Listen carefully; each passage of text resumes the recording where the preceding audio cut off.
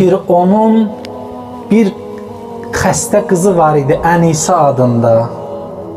Bütün həkimləri, təbibləri gəzdirmişdilər, nə qədər var. Bunun dərdinə dərman tapmamışdılar.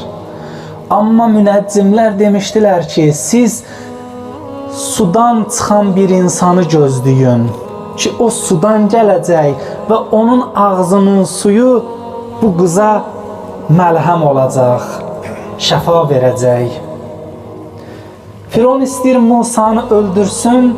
Asiya xanım deyir ki, münəccimlərin bu sözünü unutmusan, bu uşaq həmin sudan çıxan şəxsdir, münəccimlərin bizə xəbər verdiyi. Baxın, Allah bir yerdə dərd kimi göstərir. Firon yuxu görür, Musa onun səltənətini ləxladacaq. Bir yerdə isə Musa Firon üçün dərman olur, onun qızına şəfa olur. Və buna görə Musanı öldürmür. Və həqiqətən də Musanın ağzının suyu onun qızı Ənisaya məlhəm olur. Şəfa verir, o qız qalxır ayağa.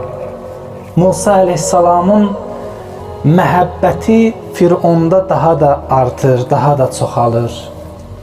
Bu qissələrə diqqət eləsəz, məclisdə yaşlılarımız var və həmçinin cavanlarımız da var. Quran düşüncəyə çağırır axı hər kəsi. Hər şeydə bir ibrət var, düşünməli bir nöqtə var. Biz düşünsək, görərik ki, Allah üçün bir maniyə yoxdur. Bəzən insan bitdim deyəndə Allah da deyir ki, sən bitdim demə. Mən sənin köməyinə çataram. Cavanların dinə bağlılığı ilahi işlərin, hikmətin anlamaqla daha çox mümkün olar. Daha çox təsirli olar. Axı, ümumiyyətlə, hər bir agah insan düşüncə ilə istəyir axı, müəyyən inancı, əqidəni, dini qəbul eləsin.